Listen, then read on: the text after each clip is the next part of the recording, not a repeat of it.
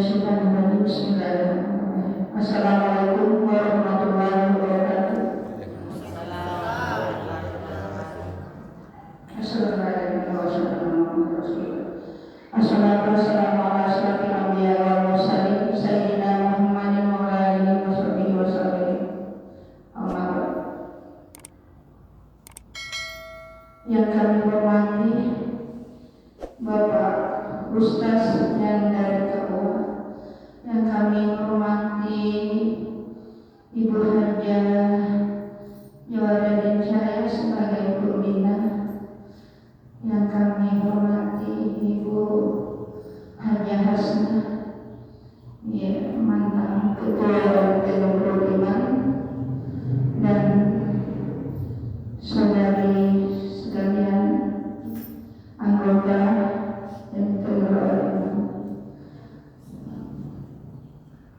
Alhamdulillah, syukurillah, bersyukur kita panjatkan kehadirat Allah Subhanahu wa taala yang telah memberikan kita nikmat dan kesempatan untuk hadir di tempat yang mubarak ini. Untuk itu marilah kita mulai acara ini dengan membaca basmalah. Bismillahirrahmanirrahim.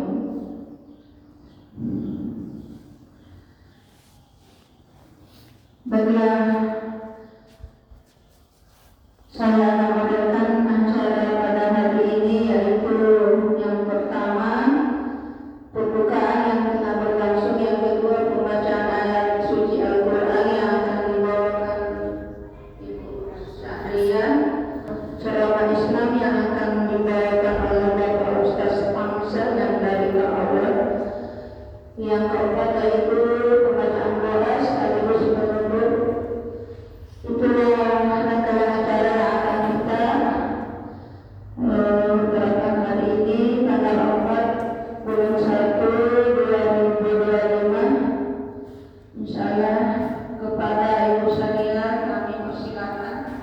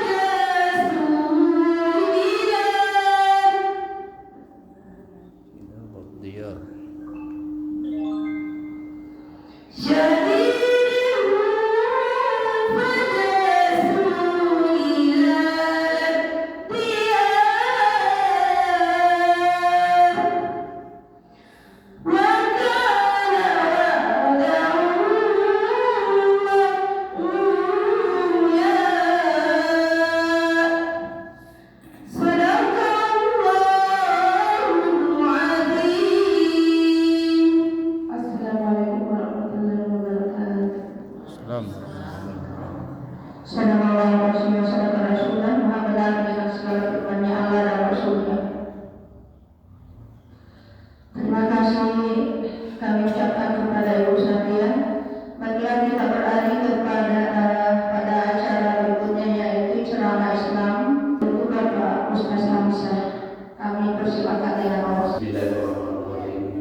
Assalamualaikum warahmatullahi wabarakatuh.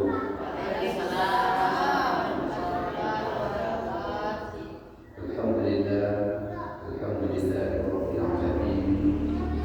Wassalatu wassalamu ala asyrafil anbiya'i wal mursalin wa ala alihi wa ashabihi ajma'in. Amma ba'd.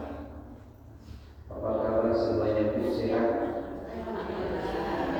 Kita bersalawat kepada Nabi. Allahumma shalli ala sayyidina Muhammad. Bulan Rajab yang terjadi di dalamnya ada beberapa peristiwa mulia. Di antaranya peristiwa apa itu? Isra dan Mi'raj.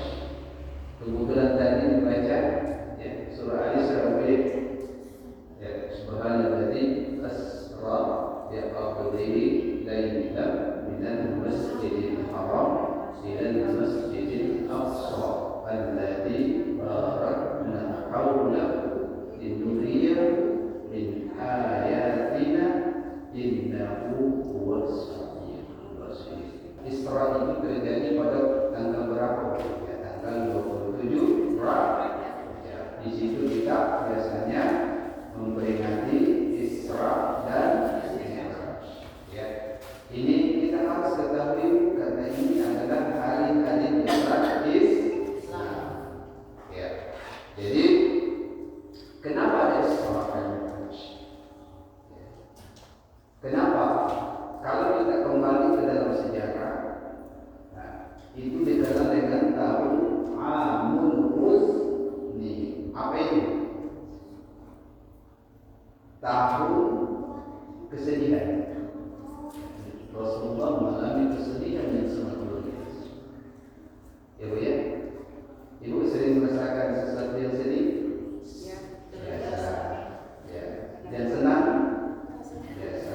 Makanya berpasang-pasang sudah nangis, mene-mene, ya ketawa lagi. Ya. Sudah bahagia, ya sakit-sakit lagi.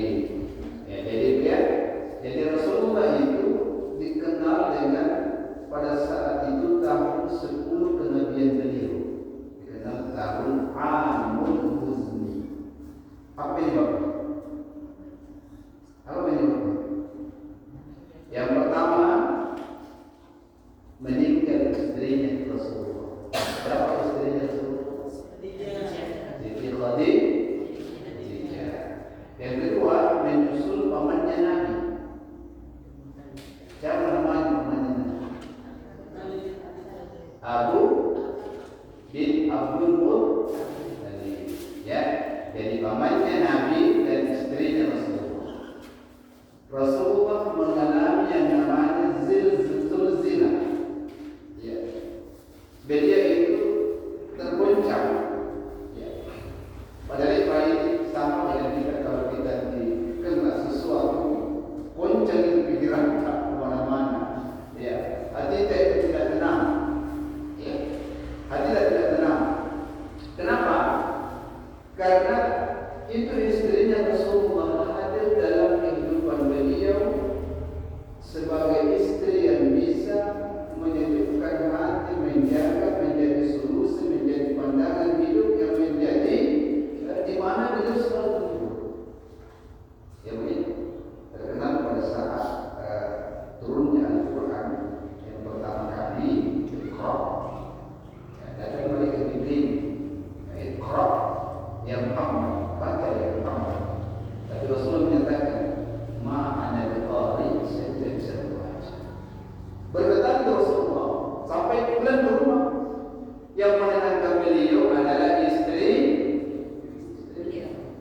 Jadi perannya istri itu di rumah luar biasa sekali. Seperti yang dicontohkan oleh Siti Khadijah.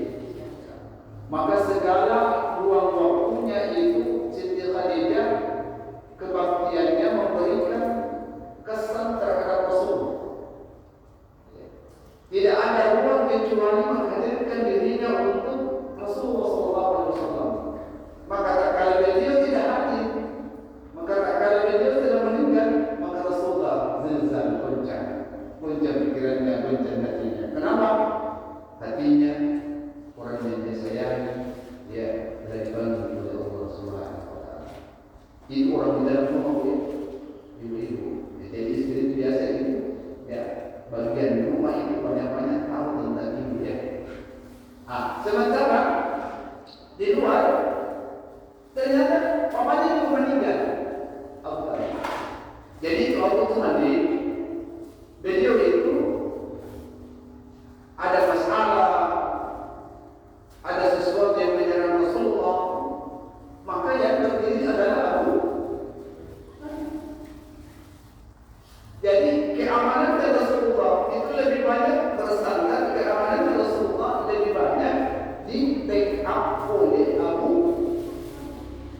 Beliau diganggu, maka beliau yang seperti ini. Maka Rasulullah itu untuk itu. Jadi Abu Talib menghalau dari luar, sementara istrinya menenangkan beliau tak kalah menghadapi ujian. Sedilah Rasulullah sama dengan kita. Sesuatu yang kita cintai, yang kita sayangi, yang kita betul-betul memberikan kesan dalam hidup ini. Itu kalau tidak ada terkesan sekali. Bukan di sini. Ya bekerja dari sini mungkin ya betapa sebenarnya sesuatu yang Allah titipkan kalau ya itu tidak ada di sisi kita. Ya tadi jadi dia ada sebaik tapi tak kalau dia tidak ada maka itu keriduan kita sebenarnya. Ya, jadi ternyata perannya istri, perannya Abu Talib inilah yang menghadirkan Rasulullah dalam keadaan sedih. Ya, bagaimana seorang istri untuk suami? Makanya kalau dari segi agama, ya kita sebagai perempuan, ya dalam sebuah riwayat itu khairun nisa, ya sebaik-baik perempuan, ya untuk suaminya adalah, ya yang pertama memberikan kesejukan, memberikan ketenangan, memberikan kebaikan. Ya, tidak mengadarkan serakah. Itu lebih sekali. Jadi ternyata istri itu mulanya baiti jannati, itulah perannya istri membangun rumah tangga menjadi rumah tangga, pola menjadikan rumahnya menjadi surga. Ya, baiti jannati ini ada harapan dalam kehidupan kita. Jadi salah satu peran istri itu bagaimana memberikan kita nadar tersabarkan ketika suami itu, ya peran istri bagaimana memberikan keceriaan dan kebahagiaan untuk suami. Ya, setelah kita ya berusaha berupaya atau balik, ya itu sudah takdir dari Allah. Apa yang tidak boleh kecuali Allah Subhanahu Wa Taala. Itu terbaik untuk Allah Subhanahu Wa Taala. Ya, yang kedua, ya istri itu sebaik-baik perempuan kata Rasulullah SAW. Bila datang tasabaka wa in kita, ketika suaminya tidak adil, dia mampu menjaga kemuliaan dirinya di hadapan Allah, di hadapan suaminya, di hadapan keluarganya, di hadapan semua makhluk Allah. Yang ketiga, wa idza amarka ata'aka, ketika diminta oleh suami maka ketaatannya. Ya, mencuci itu bukan kewajiban istri, bukan cuci. Ya, apalagi memasak itu bukan kewajiban istri, bukan. Mencuci, memasak, ya, membersihkan rumah bukan kewajiban. Bukan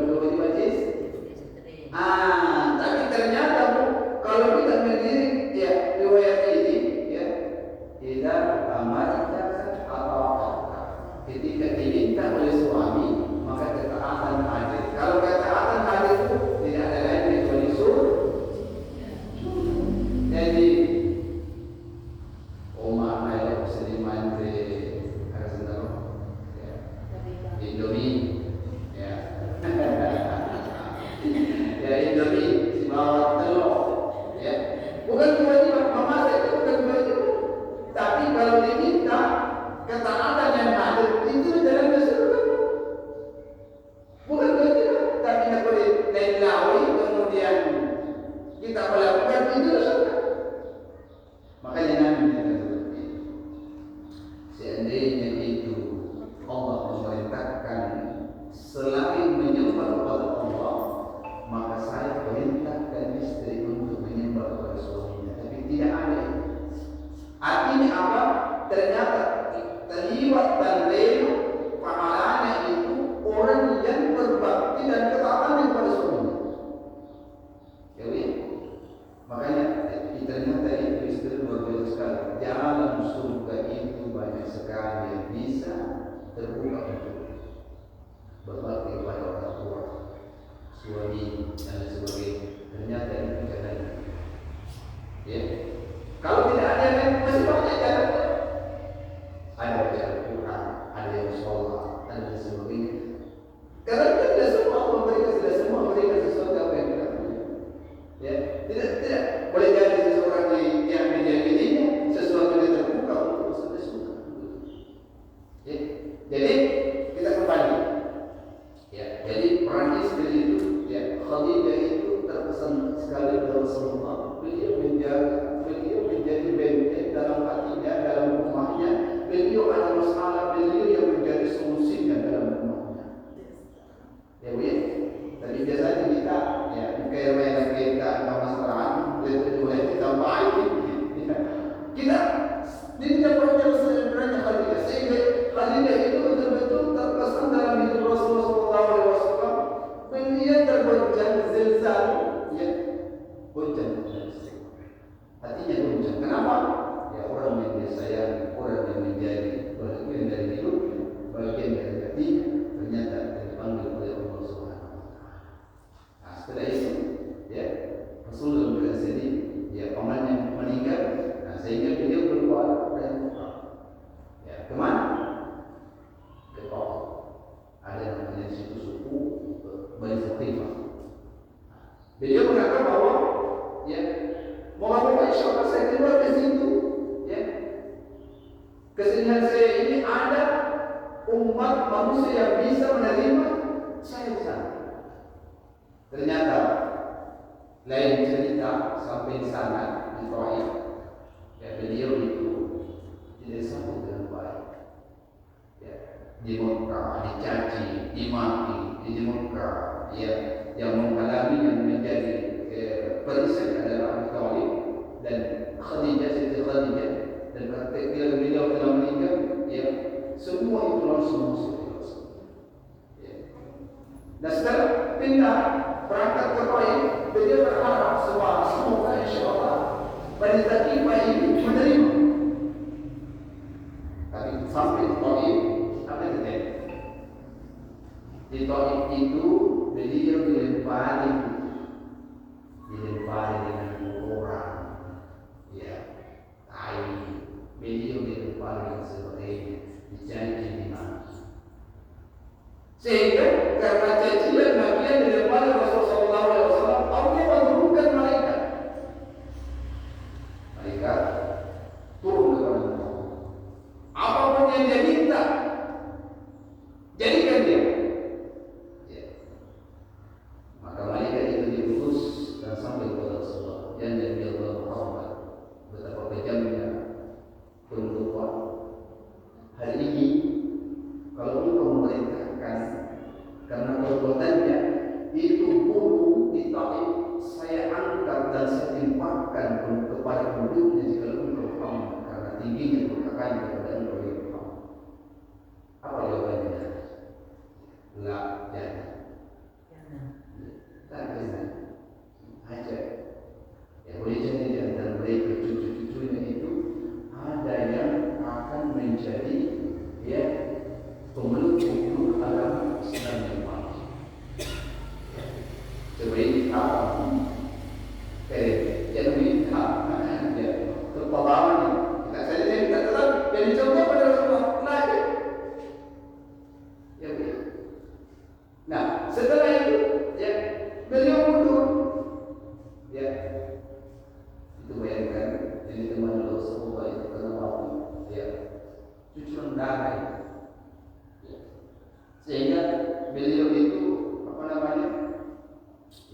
suruhan beliau itu tak kalah darahnya itu keluar, dia menutup dia langsung. Kenapa? Kalau darahnya Rasulullah SAW menyentuh tanah, maka tempat itu, wilayah itu akan dilaknat oleh Allah sampai hari ini.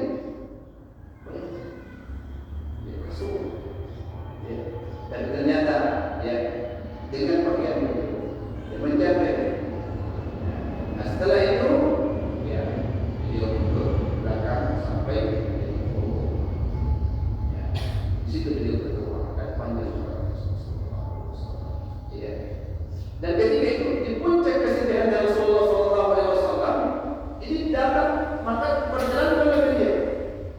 Ini dibalik sebelum dari asra yang pada diri laila min al-masjidil haram ila al-masjidil aqsa. Ya, ya. Jadi Rasulullah itu diperjalankan dalam satu malam. Ya, ya. Ya, dan menempuh jarak yang sangat jauh. Ya. Dari Masjidil Haram ke Masjid Aqsa. Ya, ya. Betapa jaraknya jauh. Ya, tapi ternyata Allah menghendaki sehingga terjadi apa yang dikehendaki Allah.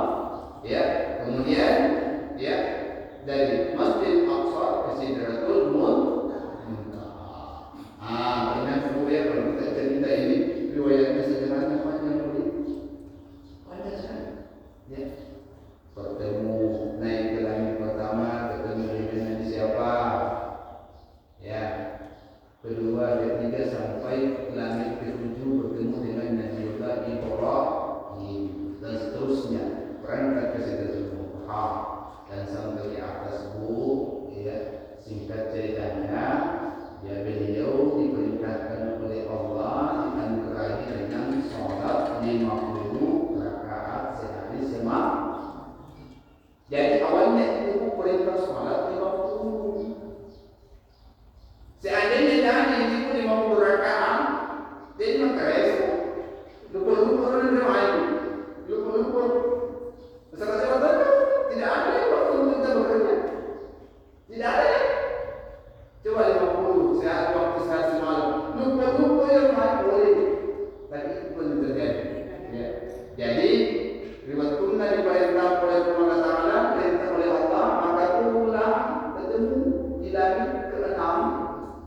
Ya, Nabi Muhammad kembali itu 50 rakaat, umatmu saja besar, tinggi besar, kuat, badannya besar, tidak bisa bersama Nabi Muhammad 50 rakaat. Kembali ya, maka kembali Rasulullah at-tahqiq minta dengan kembali kepada Allah dan dikurangi sampai seterusnya pulang balik at-tahqiq Nabi Musa dengan Nabi Muhammad dengan Allah, maka menjadi yang makin kira-kira. Seandainya itu jadi malah dikurangi 5, dia kan? Nah sampai ya itu pun yang 5 diminta lagi dari Musa Muhammad kembali lagi.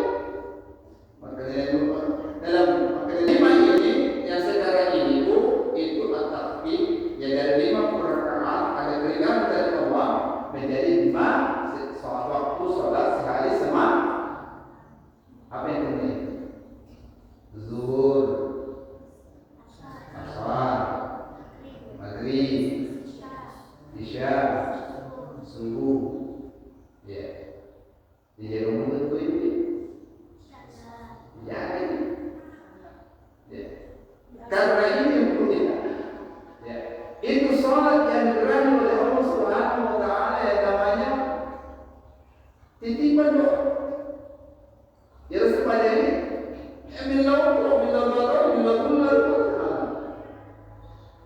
nah kuliah supaya ini maka dia supaya ini wa hafizaka wa hafizaka Allah kama hafizat sani.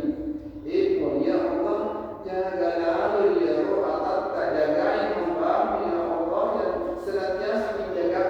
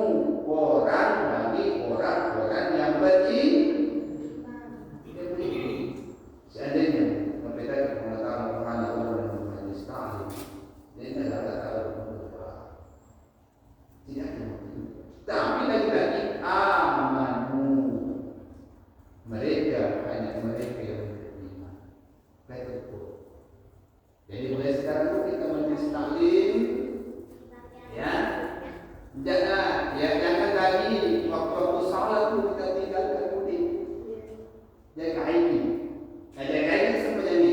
Jaga air di minum, jaga air di kubur, jaga air di letup laut di Allah Taala menghadap kepada Allah Subhanahu Wa Taala. Beriskan. Bahkan ya Rasul menjadi ya dalam riwayat ya tapi ini panjang kalau kita baca riwayat ya bahwa semua amal kullu amalin semua amal kebaikan kita itu tidak dipahalai oleh Allah kalau tidak ada sunnah. Kullu amalin la yu'adiluhu. Semua amal kebaikan kita tidak diberi pahala oleh Allah kalau tak ada sunnah. Salat Inna awal ma yuhasab, yang paling pertama yang diperiksa itu kita nanti sembahyang itu bohong masalah mengenai misalnya seperti itu. Ya tahu. Ya, kalau itu sempurna maka berikutlah yang menjadi sempurna. Kalau itu kurang sampai kepada sunnah. Nah, khususnya itu sembahyang itu disampai sebagai sunnah dahulu. Ya, 2 rakaat sebelum masak, sebelum ibadah kurang, ya roh pertama. Kalau kurang maka kurang semua. Makanya semua dan perjalanan itu banyak sekali contoh yang diperlihatkan oleh Allah. Ini dari sini banyak sekali perjalanan beliau. Ya, bagaimana seseorang yang menanam ciji bertanam, ternyata yang dia tanam itu ciji bertanam, tetapi dia berfokus. Nak tetap dia ambil panen berbuah lagi dan tidak kemudian ternyata apa ini penyebabnya? Itulah orang-orang yang menanam kebaikan ini.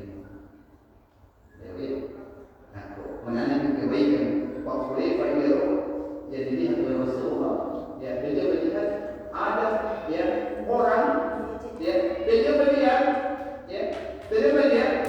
ya cicil bertanam satu kali menanam, tetapi dia selalu panen terus.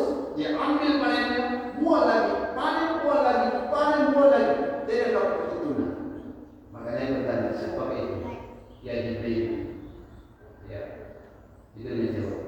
Itulah gambaran umat yang selalu berbuat baik, yang menanam kebaikan. Jadi mari kita majelis taklim, ya, jadi